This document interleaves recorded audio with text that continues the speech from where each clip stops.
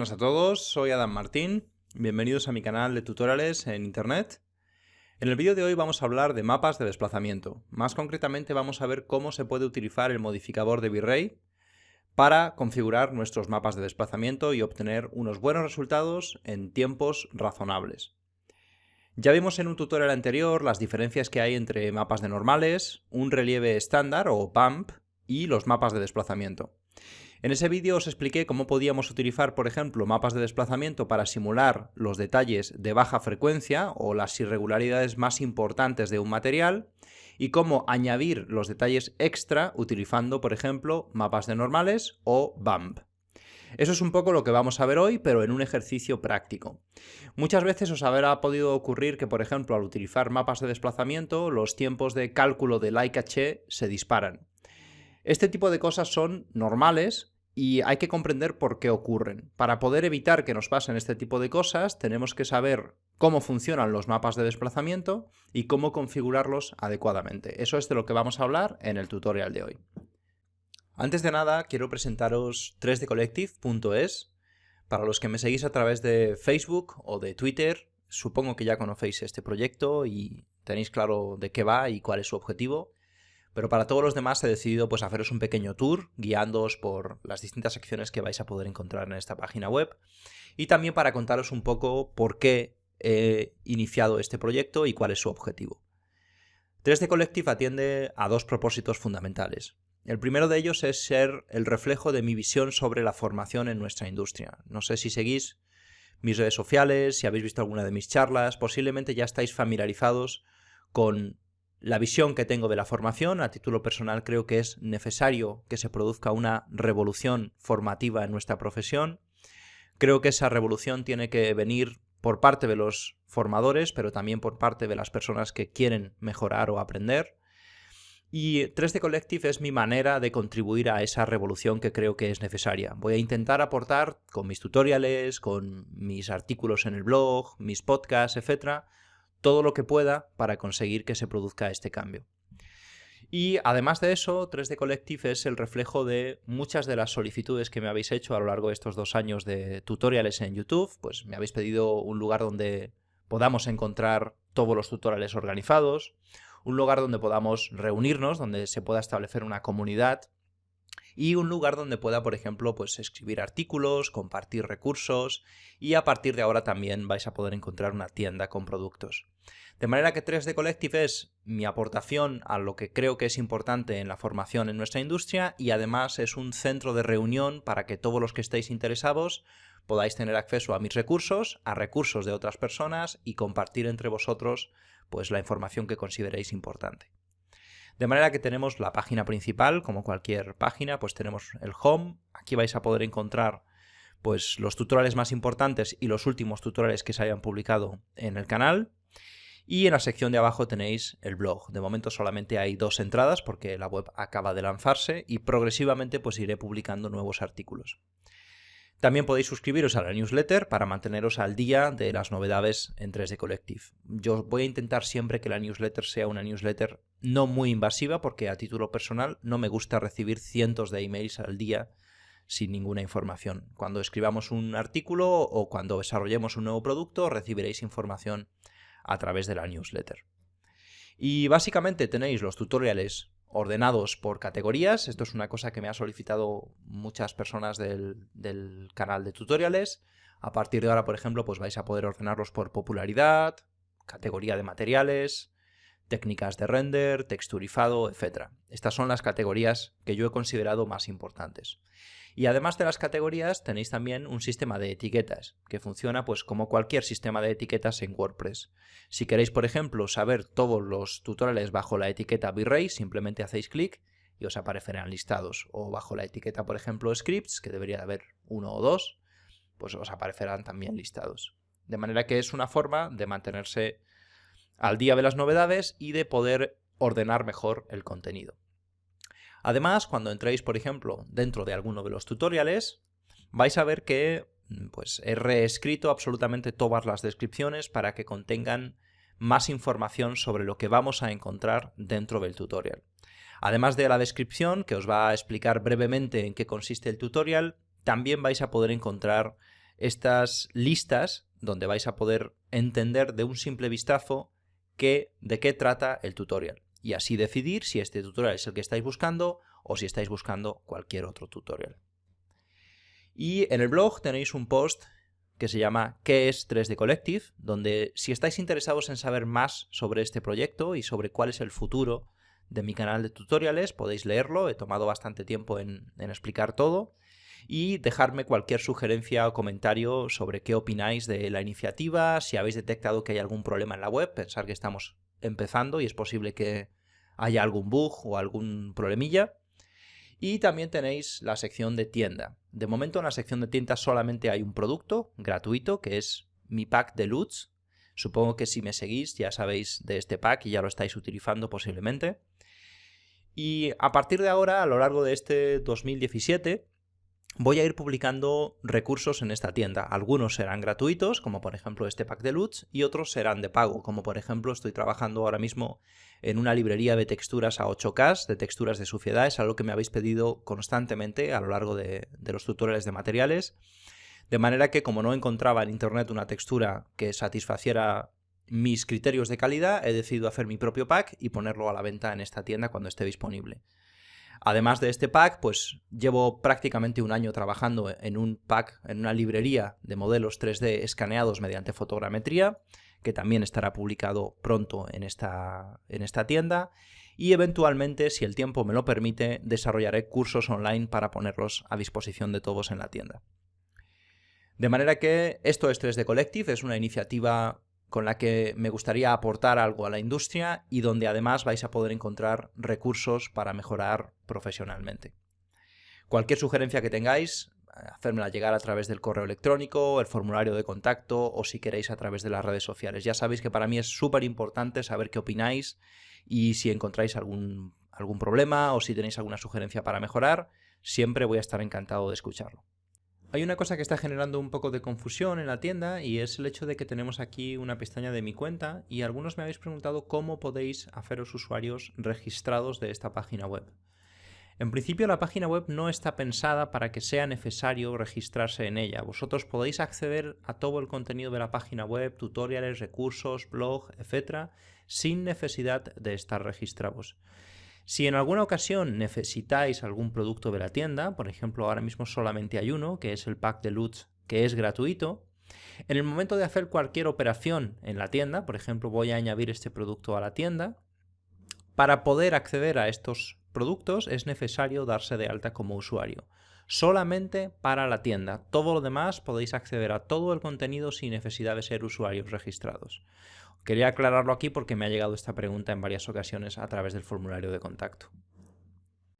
Lo primero que vamos a hacer, como suelo hacer siempre en el tutorial, es ver un ejercicio simple, algo que nos permita comprender los conceptos fundamentales, y luego veremos un ejercicio práctico que es cómo crear esa pared de ladrillo pintada de blanco que os mostré al principio. Para este ejercicio lo que tengo es una caja y un HDR iluminando, nada más que eso. Y lo que voy a hacer es que voy a utilizar texturas de Fijitextures. No sé si lo sabéis, pero Fijitextures hace un tiempo ha empezado a publicar texturas escaneadas mediante fotogrametría. Estas texturas, la verdad es que no son baratas, porque para poder obtener una textura de gran resolución tenemos que gastar varios créditos, pero tienen muy buena calidad. Alternativas a esto es hacer vosotros vuestras propias texturas con fotogrametría o modelar vuestras texturas, por ejemplo, en ZBrush.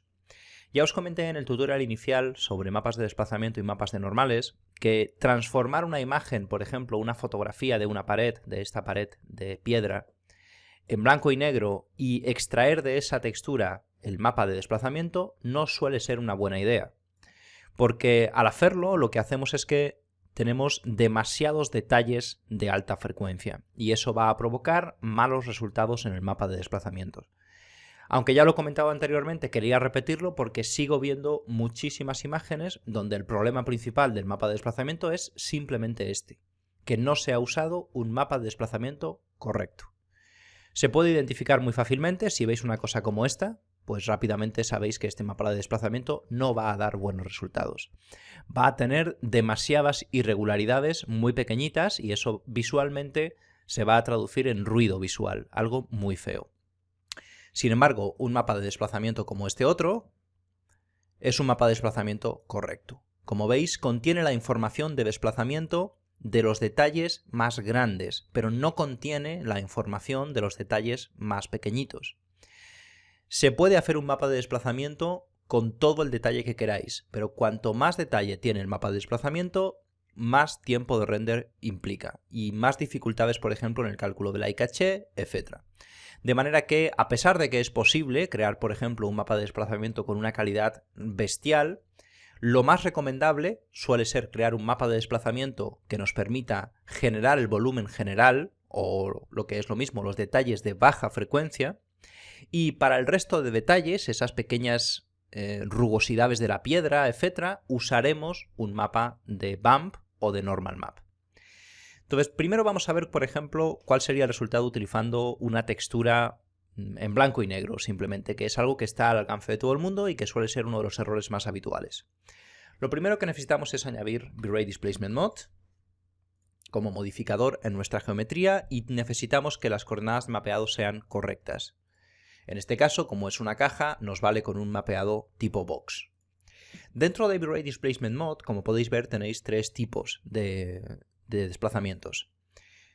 2D Mapping, 3D Mapping y Subdivision. Normalmente 3D Mapping es el que nos va a valer en el 90% de las ocasiones. 2D Mapping o Landscape tradicionalmente era más rápido que 3D Mapping, aunque cada vez es menos así, e incluso puede llegar a ser más lento si tenemos superficies inmensas, por ejemplo un océano o un terreno gigantesco. 2D Mapping no es adaptativo, de manera que tiene la misma resolución en todas las partes del mapa de desplazamiento. El mapa de desplazamiento se calcula en el espacio de la textura y depende de la resolución de la textura. Puede ser interesante, por ejemplo, para pequeñas superficies de agua o pequeñas superficies de tierra y cosas similares. Pero generalmente vamos a preferir 3D Mapping. ¿Por qué? Porque 3D Mapping, a diferencia de Landscape, nos permite configurar nuestro mapa de desplazamiento de forma adaptativa. Esto significa que las cosas que están cerca de la cámara y que necesitan visualmente tener más detalle, porque son más grandes, van a tener más aristas o más polígonos. Y las cosas que están lejos de la cámara van a tener menos subdivisión. Eso permite que el cálculo se realice mucho más rápido. El parámetro fundamental que vamos a configurar es este de aquí. Con esto le decimos al programa la anchura máxima de estos polígonos en píxeles de la pantalla. Pensad que si queremos que sea adaptativo, tiene que ser en relación, por ejemplo, al tamaño del render. Cuanto más grande sea este parámetro, menos calidad tiene nuestro mapa de desplazamiento. Pero no cometáis el error de bajarlo excesivamente, porque uno de los problemas que tiene hacer esto es que vamos a introducir detalles muy pequeñitos. Recordad, por ejemplo, que LightCaché lo que nos permite es calcular la iluminación secundaria precisamente en las hendiduras pequeñitas y en ese tipo de detalles.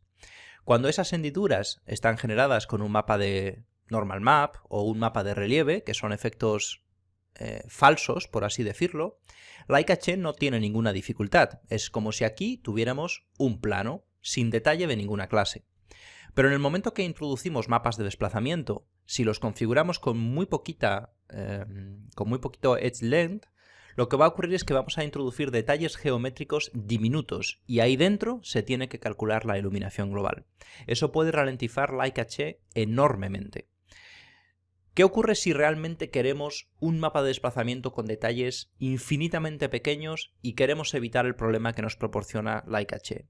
Pues la solución que podríamos optar es hacer el cálculo de LightCaché con un parámetro más alto, guardar ese cálculo de LightCaché y luego utilizar un parámetro más bajo en nuestro render. El cálculo de iluminación global no va a ser tan preciso, pero nos vamos a evitar que nuestro LightCaché tarde horas y horas y horas en calcularse. Este es un problema técnico, no es un mal funcionamiento del programa ni nada por el estilo. Si introducimos detalles geométricos diminutos, el cálculo de iluminación global secundaria se convierte en algo muy difícil de realizar, ¿vale? Esto es algo que quiero que entendáis. Luego, normalmente, sobre todo en proyectos donde lo que estamos buscando es un material que se vea bien y no vamos a hacerle un close-up a la piel de un actor, por ejemplo, Normalmente lo que buscamos es poder configurar este parámetro lo más alto posible sin perder detalles importantes. Vamos a ver, por ejemplo, con un render a qué me refiero. Para estos ejercicios voy a utilizar bitrate 3.5 porque tenemos el render interactivo y eso me permite facilitar la comprensión del tutorial, pero lo podéis reproducir en cualquier otra versión del motor de render, ¿de acuerdo? Vamos, por ejemplo, primero a utilizar este mapa de desplazamiento, el que está sacado a partir de una textura. Lo vamos a conectar aquí en mapa y le vamos a dar, por ejemplo, una cantidad de 20 y vamos a recalcular el mapa. Vamos a utilizar aquí una pequeña región para que nos cueste menos el tiempo de render. Como veis, aquí tenemos desplazamiento, efectivamente, pero lo que ocurre es que pues, es muy feo. Podríamos pensar que es por falta de resolución y podríamos empezar a bajar este parámetro, por ejemplo. Lo empezamos a bajar y lo que nos ocurre es esto. Cada vez tenemos más ruido en nuestro mapa de desplazamiento. Vamos a ponerle menos cantidad. Y este es un mapa de desplazamiento que usa muchísima gente y es difícil obtener buenos resultados con este tipo de mapas de desplazamiento. Es poco más o menos un bump a lo bestia. Si solamente estamos buscando conseguir esta rugosidad, puede ser interesante, pero en la mayoría de las ocasiones es una mala decisión.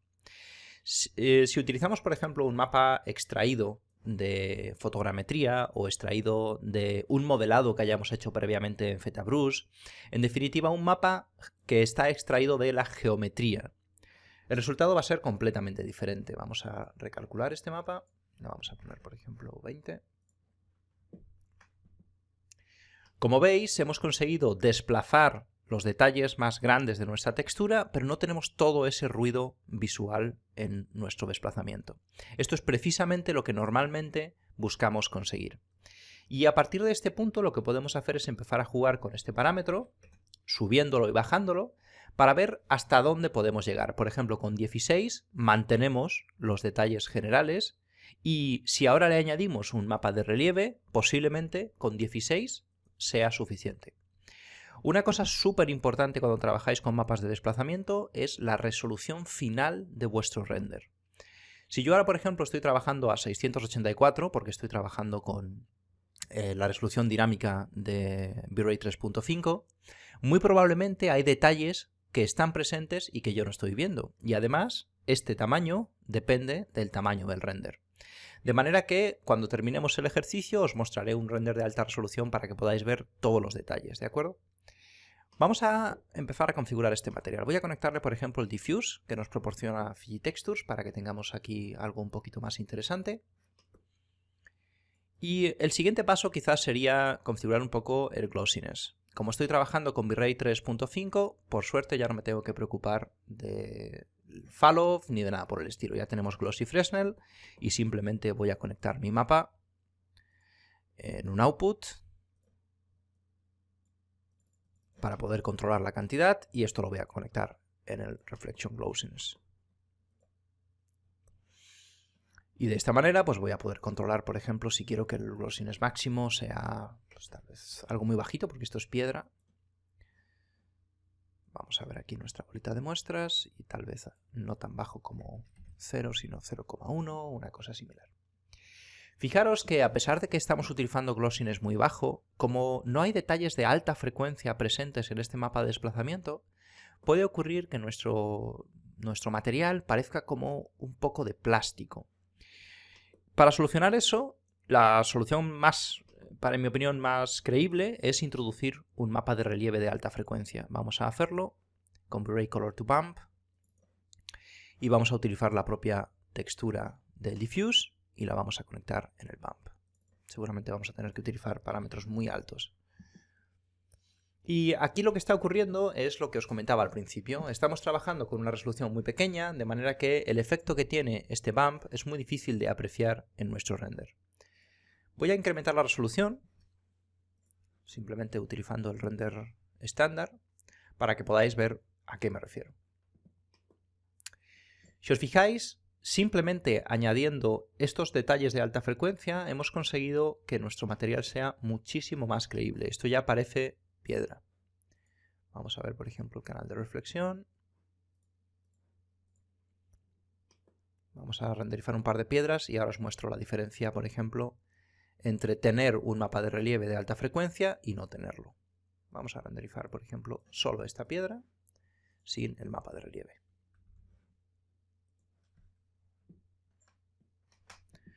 Como veis, sin mapa de relieve el resultado es más borroso o más plasticoso, y con mapa de relieve el resultado es mucho más interesante. A partir de V-Ray 3.5, cuando salga, vamos a tener que hacer muy poco más que esto, ¿vale? Porque ya no vamos a tener que andarnos preocupando de que el glossiness varía según el ángulo de observación, etc. Ya todo se va a calcular internamente por V-Ray gracias a su nuevo BRDF.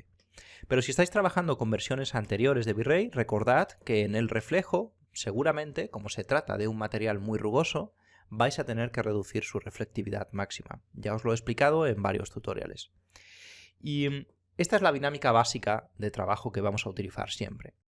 Para mostraros un poquito mejor el efecto que tiene este parámetro, lo que vamos a hacer es que voy a desactivar los mapas que tiene este material y de forma temporal le voy a conectar un V-Ray Edge Text. Ya os he mostrado cómo funciona en otros tutoriales, y esto nos va a permitir ver las aristas extra que está introduciendo el mapa de desplazamiento. Como ya sabréis, cuando utilizamos mapas de desplazamiento, para poder generar nueva geometría se tiene que subdividir nuestra malla, porque aquí nosotros solamente tenemos un polígono, pero necesitamos muchísimos más para poder desplazar la geometría.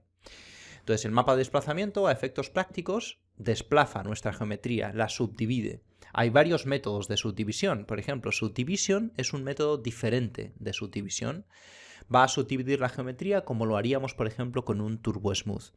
En realidad es un sistema híbrido, en algunas zonas va a usar triángulos y en otras va a usar cuadrados, pero lo podemos configurar para que sean 100% cuadrados. Honestamente es un tipo de subdivisión que creo que no tiene demasiada utilidad en lo que se refiere a generar un material. Puede tener utilidad, por ejemplo, para suavizar un objeto en el momento del render. De manera que nosotros nos vamos a centrar en el que más nos interesa, que es 3D Mapping. Y el objetivo es que podáis ver, por ejemplo, que es adaptativo 3D Mapping. Aquí tenemos menor resolución y aquí tenemos mayor resolución. Porque estos píxeles o estas partes de mi geometría son más pequeñas visualmente, ocupan menos espacio en mi render y por lo tanto van a necesitar menos detalles. Si seguimos bajando este parámetro, por ejemplo, podéis ver mejor el efecto. Dependiendo de la distancia a la que está la geometría, tenemos mayor o menor resolución. Este parámetro, como os he comentado antes, está directamente relacionado con el tamaño del render. Por ejemplo, ahora estamos renderizando aquí a 512 por 512 y aquí ya tenemos una densidad bastante alta. Pero si aumentamos el tamaño de nuestro render, estas zonas que antes tenían una densidad muy alta, al tener un render mayor, ahora ya no tienen tanta densidad. Por lo que cuanto mayor sea vuestro render, más hay que bajar este parámetro para conseguir el mismo resultado.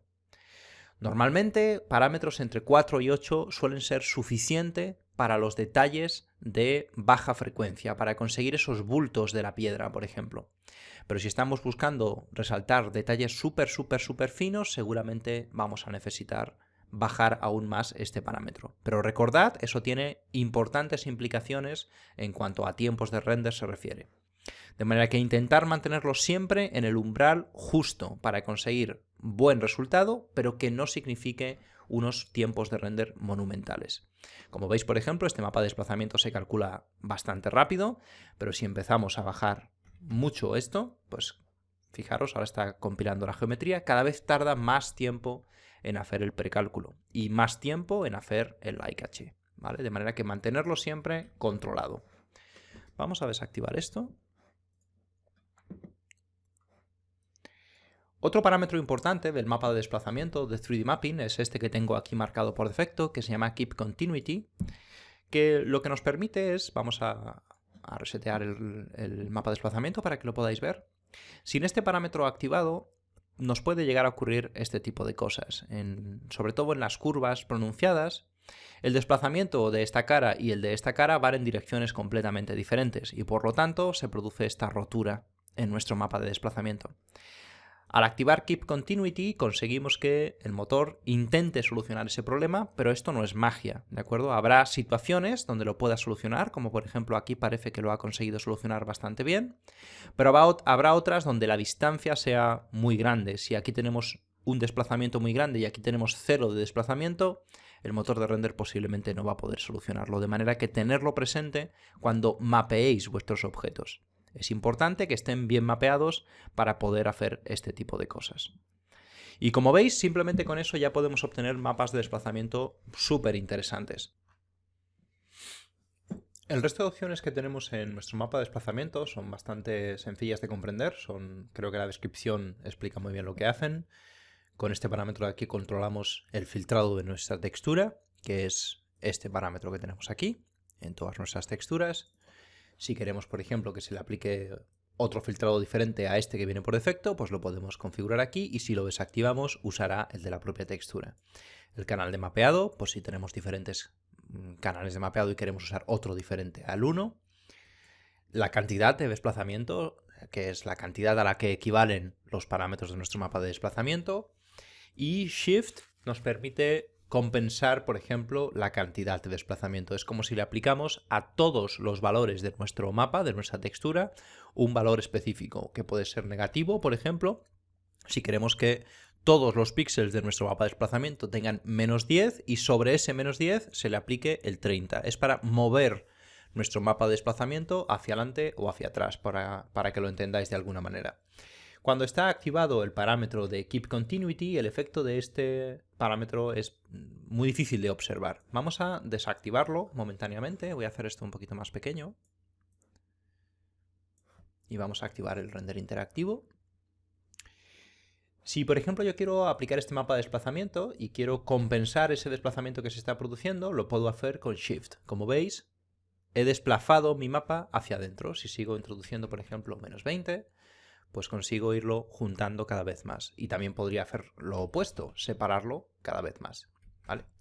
Pero como os digo, pues si tenemos nuestro parámetro de Keep Continuity activado, es muy difícil de ver el efecto que tiene este parámetro. Nos sirve para inflar o desinflar nuestra geometría, nada más. ¿Vale? Tenerlo presente porque en algunas circunstancias os puede resultar interesante. A veces, por ejemplo, si utilizamos un mapa de desplazamiento en una superficie plana y se nos eleva demasiado la superficie y queremos compensar el desplazamiento con este parámetro, nos puede resultar interesante.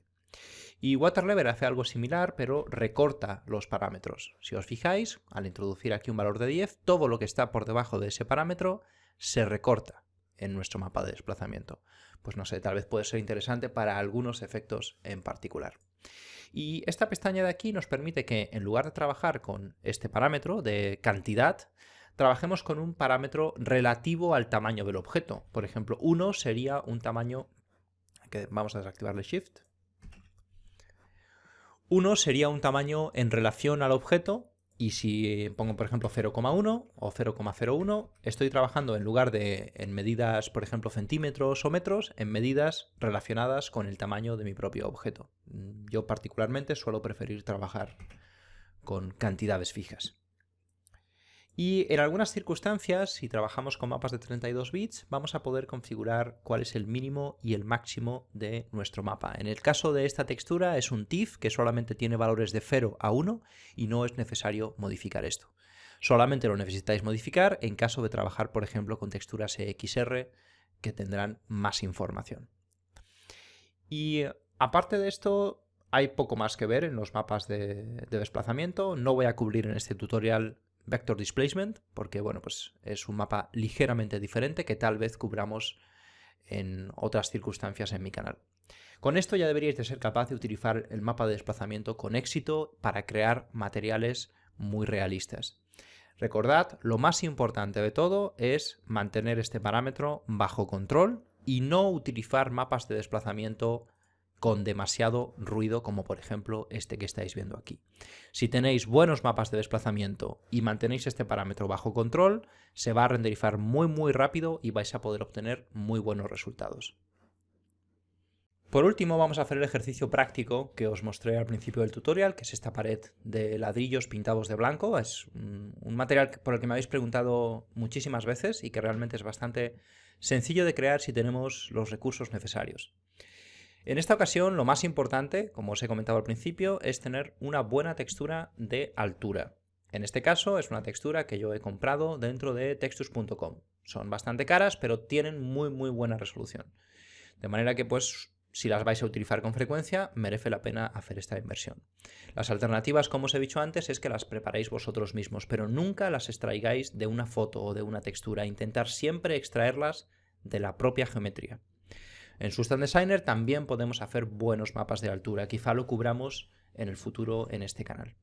Entonces, lo que vamos a hacer primero es conectar en mi mapa de desplazamiento mi mapa. Voy a mostrar el viewport y voy a recalcular el mapa de desplazamiento. La versión que estoy utilizando de V-Ray 3.5 es todavía la versión demo, y a pesar de que tengo la actualización del día de hoy que funciona extraordinariamente bien, pues hay algunas cosas que todavía no están 100% implementadas. Entonces ahora lo primero que vamos a hacer es establecer el tamaño de este mapa de desplazamiento. Por ejemplo, 5 es una bestialidad. Esto es una pared pintada, no queremos que sea muy exagerado. Tal vez 3 puede ser un buen punto de partida.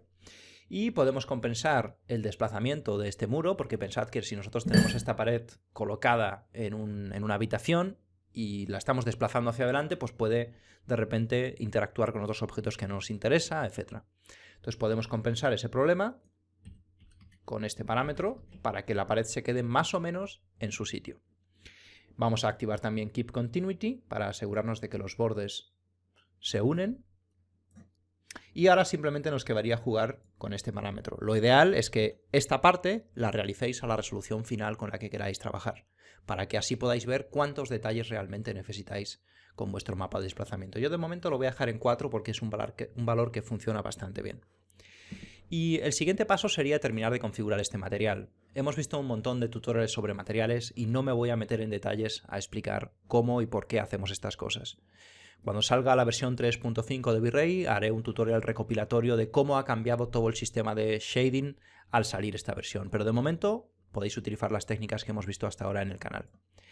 Es importante comentaros que cuando trabajamos con materiales, por ejemplo, es interesante tener, a la hora de generar sobre todo los mapas de roughness o de glossiness, información que provenga de la altura de nuestra geometría, que en este caso la tenemos aquí en este mapa, y también información que provenga de la fotografía o del diffuse de nuestro mapa, que en este caso yo normalmente lo que hago es crear una textura en blanco y negro normalizada. ¿Qué significa esto? Que tenemos desde negro hasta blanco. Estoy aprovechando todo el histograma. Esto me puede servir para incontables cosas, desde mapas de relieve, añadir manchas, acentuar el diffuse, etcétera, etcétera.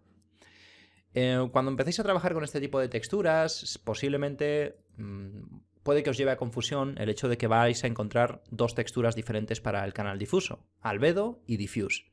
Son muy similares, pero en algunas ocasiones se incluye la diferenciación porque el diffuse suele contener parte de ambient occlusion.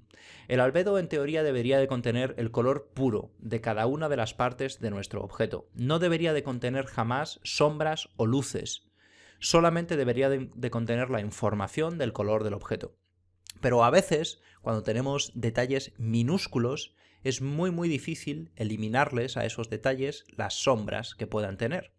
Y además, si luego no tenemos en nuestro mapa de desplazamiento o nuestro relieve esos detalles geométricos o con mapa de relieve, no se va a producir el sombreado correcto. A veces, para evitar eso, el diffuse es una mezcla entre el albedo y, por ejemplo, un ambient occlusion con una intensidad muy pequeña, para simular esas pequeñas sombras y que nuestro material tenga volumen. Pero lo físicamente correcto sería trabajar con el mapa de albedo y generar el sombreado en el material con mapas de relieve o con mapas de desplazamiento, ¿de acuerdo? Simplemente os hago esa aclaración porque me lo han preguntado en incontables ocasiones.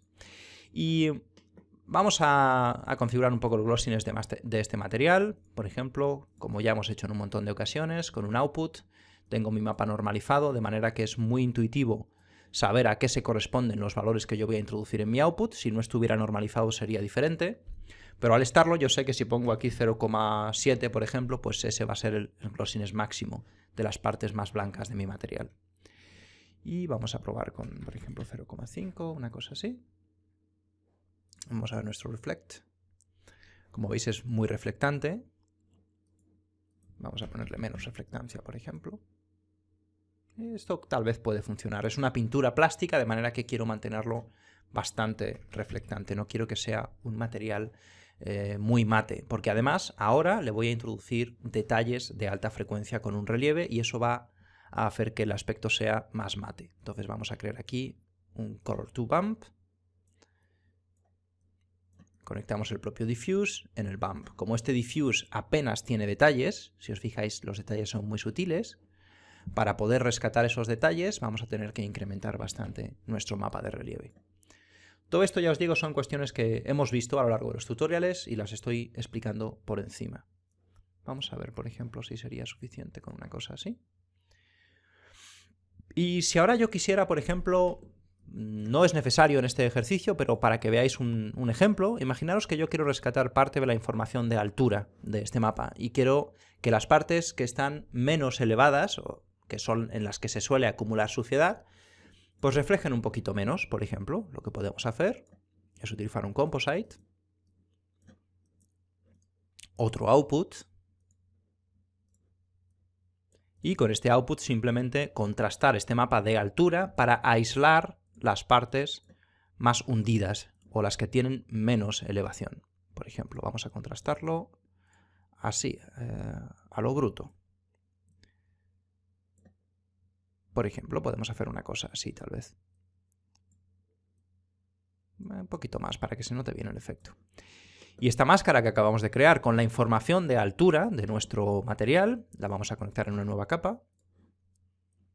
En modo multiplicar, me imagino que ya lo sospechabais, y aquí podemos controlar, pues qué sé yo, el 50%, por ejemplo.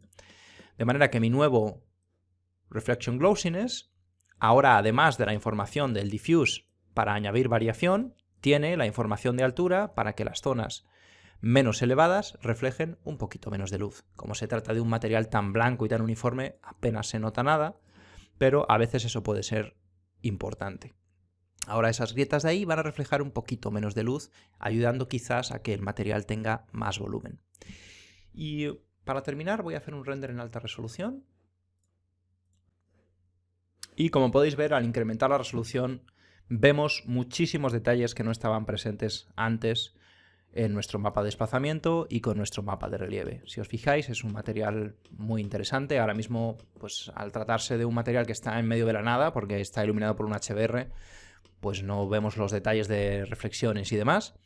Pero este sería un material que nos funcionaría perfectamente, es el mismo que hay en esta imagen, ¿de acuerdo? Y en cuanto a mapas de desplazamiento, creo que esto es lo más importante que hay que saber para poder crearlos de forma eficiente. Ya os dije al principio, sí se pueden crear mapas de desplazamiento con muchísimo detalle, hasta la locura, pero no siempre es el objetivo. Normalmente el objetivo es encontrar un término medio entre el detalle y el tiempo de render. De nada nos sirve tener el material con más detalle del universo si tarda 7 días en renderizarse. Como siempre, espero que os haya gustado este tutorial. Si es así, me encantaría que os suscribierais a este canal y que visitarais mi página web 3dcollective.es. Espero que os haya gustado y nos vemos en la próxima.